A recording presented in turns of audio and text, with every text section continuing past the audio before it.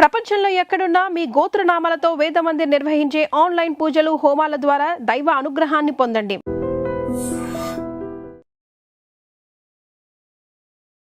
నమస్కారం, welcome to I dream ధర్మ మార్గం విత్ విజిత కార్యక్రమానికి స్వాగతం.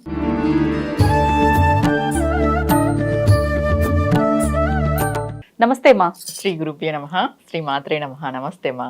రాఖీ పండగ మనకి శ్రావణ మాసంలో వచ్చే పౌర్ణమి రోజున మనం జరుపుకుంటూ ఉంటాం. ముఖ్యంగా ఇది నార్త్ వాళ్ళు ఎక్కువగా జరుపుకుంటూ ఉంటారు. అంటే అసలు నిజంగా మన శాస్త్రంలో ఉందా ఈ పండగ గురించి, ఏ విధంగా ఈ పండుగను జరుపుకోవాలి అంటే ఇంత పెద్దగా అడుగుతున్నాను అనుకోకపోతే చాలా చాలా డౌట్స్ ఉన్నాయి. వాస్తవానికి ఈ మధ్యకాలంలో వెళ్ళి కట్టే విధానం కన్నా కూడా ఎవడెళ్తాడులే అని చెప్పి కొరియర్లో పంపించే విధానాలు ఎక్కువగా చూస్తున్నాము. అటువంటి దానికి అసలు అర్థం ఉందంటారా? మీరు అన్నట్టుగా కొరియర్లో పంపించే బంధాలు కొరియర్ లాగానే ఉంటాయి. అంటే అంతే కదా, ప్రేమ ఆప్యాయతలు ఉండవు ఇంక అక్కడ. ఇప్పుడు మన శాస్త్రంలో ఉంది ఇది. రాఖీ పౌర్ణమి అని అంటే ఒక అన్న కానీ ఒక తమ్ముడు కానీ వాళ్ళ యొక్క చెల్లెలకు కానీ అక్కకు కానీ రక్షగా ఉండాలనేది మనకు తెలుసు విషయం. రక్షాబంధం అంటారు. ఇక్కడ రక్షాబంధన్ అంటే అన్న తమ్ముడు చెల్లెలకి రక్షగా ఉండే విషయం కాదు. ఈ అమ్మాయి ఎవరైతే ఉన్నారో ఆ అమ్మాయి కడుతుంది చూడు, అది వాళ్ళకి రక్ష. అన్నకి అన్నకి కానీ తమ్ముడికి కానీ రక్ష. ఒక అన్న కానీ తమ్ముడు కానీ వాళ్ళ జీవితాల్లో ముందుకు రావాలి అంటే ఆడపిల్లలు ఉన్న వాళ్ళు ఖచ్చితంగా రాఖీ కట్టించుకోవాలి. ఖచ్చితంగా మీరు వెళ్ళన్నా కట్టించుకోండి, లేదా వాళ్ళని పిలిపించుకోవాలన్నా కట్టించుకోండి. మీరు అన్నట్టుగా కొరియర్లో అయితే కొరియర్ లాగానే ఉంటుంది పరిస్థితి కూడా. ఉన్న విషయమే చెప్తున్నా నేను. ఇప్పుడు ఇది ప్రేమ, ఆప్యాయత, అనురాగము, బంధాలు ఇంకా బలపడ్డానికి. మన శాస్త్రాలలో ఏ పండుగలు వచ్చినా బంధాలు బలపడ్డానికే వస్తాయి. ఇప్పుడు సత్యనారాయణ వ్రతం భార్య భర్తలు ఇద్దరు కలిసి చేస్తారంటే వాళ్ళిద్దరి మధ్య అన్యోన్యత పెరగాలని చేస్తారు. పెళ్ళైన కొత్తలోనే చేపిస్తారు. ఎందుకు? కొత్త వాళ్ళు కూర్చొని కలిసి చేస్తే వాళ్ళిద్దరి మధ్యన కొంచెం అండర్స్టాండింగ్ కుదురుతుంది. అంటే వ్రతం చేస్తేనే అండర్స్టాండింగ్ కుదురుతుంది అంటే కొంచెం మాటలు అనేటివి ఉంటాయి కదా. పూజలో కూర్చున్నప్పుడు ఆ పురోహితుడు కూడా ఇద్దరు కలిసి అది చేయండి ఇది చేయండి అని ఏదో ఒకటి చెప్తూ ఉంటారు. వాళ్ళిద్దరి మధ్యన ఒక బాండింగ్ అనేది కుదురుతుంది. మంత్రాల వల్ల బాండింగ్ కుదురుతుంది అంటే కుదురుతుంది. మన శాస్త్రాలలో అంత పవర్ ఉందన్నమాట. మన మంత్రాలకు అంత శక్తి ఉంది. ఇప్పుడు శంఖంలో నార్మల్గా నీళ్లు శంఖంలో పోస్తే తీర్థం అని ఎందుకు అంటాం? ఆ శంఖానికి ఉన్న శక్తి, మంత్రానికి ఉన్న శక్తి, మంత్రానికి ఉన్న శక్తి అది తీర్థంగా మారుతుంది. అలా మన బంధాలకి విలువనిచ్చే ఈ పండుగలన్నీ ఉన్నాయి. ఇప్పుడు రక్షాబంధన్ అనేది వీళ్ళు వెళ్ళి కట్టినా వాళ్ళు వెళ్ళి కట్టించుకున్నా స్వయంగానే కట్టించుకోవాలి, డైరెక్ట్గానే. కట్టినప్పుడు ఈ అమ్మాయి ఎవరైతే ఉన్నారో నా అన్న కానీ నా తమ్ముడు కానీ వృద్ధిలోకి రావాలి అనే మనస్తత్వంతోనే కట్టాలి తప్ప ఇప్పుడు కట్టిన తర్వాత మా అన్న ఏ చీర పెడతాడు, నాకు ఏ గిఫ్ట్ ఇస్తాడు, మొబైల్ కొనిస్తాడా, డబ్బులు ఇస్తాడా, పట్టు చీర పెడతాడా అయిపోయింది ఇలా అంటే ఆలోచన చేయకూడదు. మనస్ఫూర్తిగా రక్షాబంధనం అంటే ఆ అమ్మాయి నీకు కట్టేది నీకు రక్షగా ఉంటుంది. ఎందుకు రక్షాబంధనం అని వచ్చింది ఫస్ట్గా చెప్తాం. పౌర్ణమి తిథి రోజు, ఆ రోజు జంధ్యాల పౌర్ణమి అని అంటారు. అవును. ఆ రోజు పురోహితులు జంజం కూడా మార్చుకుంటారు. ఉపనయనమైన వాళ్ళు ఉన్నవాళ్ళు ఆ రోజు వేద గాయత్రి మాత పుట్టిన రోజు అని కూడా చెప్తాం మనం. ఆవిడ ఉద్భవించిన రోజు అని చెప్తాం. వేద గాయత్రి మాత ఉద్భవించిన రోజు అని అంటే ప్రకృతిలో ఎంత శక్తి ఉంటుంది చెప్పు. ఈ పౌర్ణమి రోజు ప్రతి ఒక్క స్త్రీ పరాశక్తితో సమానమే. ప్రతి ఒక్క స్త్రీలోనూ దేవత యొక్క శక్తి ఉంటుంది. అందరు ఏం చేస్తారు, రాఖీ కడతారు అన్నకు కానీ తమ్ముడికి కానీ. అన్నకు అనుకుందాం, ఈ అమ్మాయి పోయి వాళ్ళ అన్న కాళ్ళు మొక్కుతుంది, తప్పు అది. అబ్బాయే ఈ పిల్ల కాళ్ళు మొక్కోవాలి, చెల్లెలి కాళ్ళు మొక్కోవాలి. ఎందుకంటే ఆ రోజు అమ్మవారి యొక్క పూర్తి శక్తి ఆ అమ్మాయిలో ఉంటుంది. ఇప్పుడు మనం ఏం చేస్తున్నాము, రాఖీ కట్టేసి మనం మొక్కుతున్నాం అంటే తర్వాత మొక్కుకో, అది వేరే విషయము. కానీ నేను మొక్కొద్దు అని చెప్పట్లేదు. కానీ రాఖీ కట్టిన తర్వాత వీళ్ళే మగపిల్లలే అన్నదమ్ముళ్ళే అక్క చెల్లెల కాళ్ళు మొక్కొని వాళ్ళ యొక్క ఆశీర్వాదం తీసుకోవాలి. ఎందుకంటే ఆవిడ ఆ రోజు పరదేవత, ఆవిడ నీకు ఒక రక్ష కడుతుంది.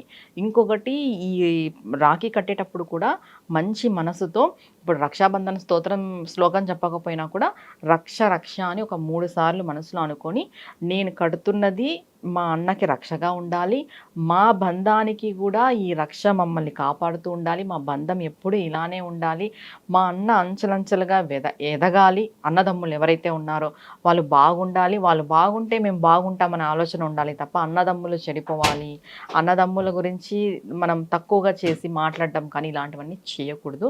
చేస్తే మీ రక్త సంబంధాన్ని మీరు నిందించుకున్న వాళ్ళు అవుతారు. చాలామందికి బ్రదర్స్ అండ్ సిస్టర్స్కి మంచి అండర్స్టాండింగ్ లేదు ఇప్పుడున్న కాలంలో. అందరూ బాగా కమర్షియల్ అయిపోయినారు. అలా కమర్షియల్ కాకోకున్నట్టు ఈ రాఖీ పౌర్ణమి మీకు ఏమైనా గొడవలు ఉన్నాయి, ఈ రాఖీ పౌర్ణమి రోజు కలుసుకోండి.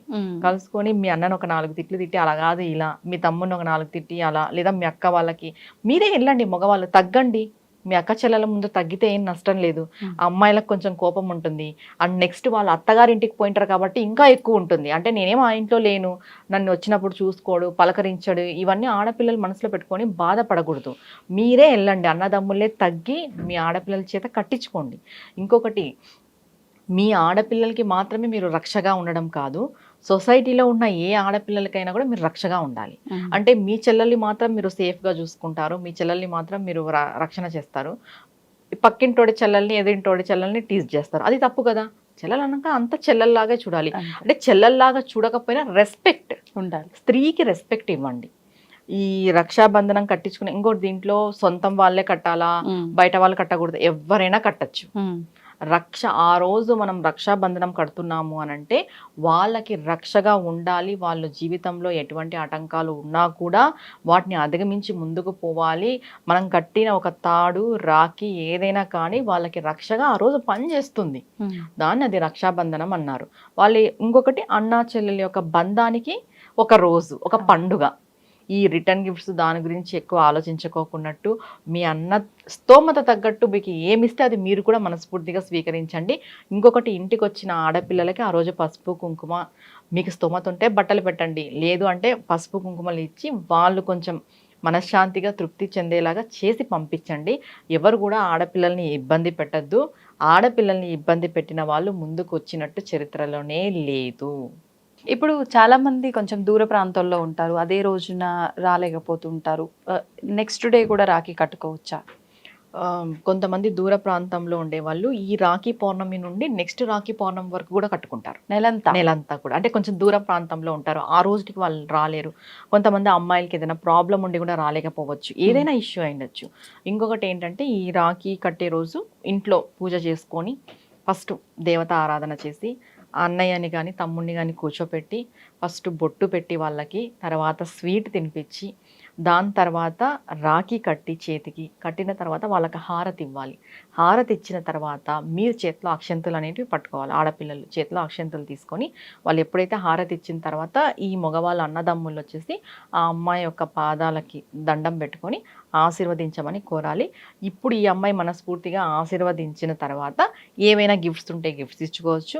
తర్వాత మీరు కూడా మీ అన్న పసుపు కుంకాలు వాళ్ళు ఇస్తారు కదా, పసుపు కుంకం ఇచ్చినప్పుడు మీరు కూడా మీ అన్న తమ్ముళ్ళ యొక్క ఆశీర్వాదం తీసుకొని మీరు వెళ్ళొచ్చు. ఇంకొకటి, మీరు అన్నట్టుగా ఇది నెలంతా కూడా కట్టుకోవచ్చు. ఒకవేళ మనకి పౌర్ణమి రోజు మనకి కుదరదు అని అంటే నెలంతా కూడా కట్టుకోవచ్చు. కంపల్సరీ వెళ్ళి కట్టండి. ఇప్పుడు చాలా మంది అన్న చెల్లెళ్ళు, అక్క తమ్ముళ్ళ యొక్క బంధానికి ప్రతీకే రాఖీ, కానీ కూతురు తండ్రికి గడుతుంది, తాతయ్యలకు గడుతుంది.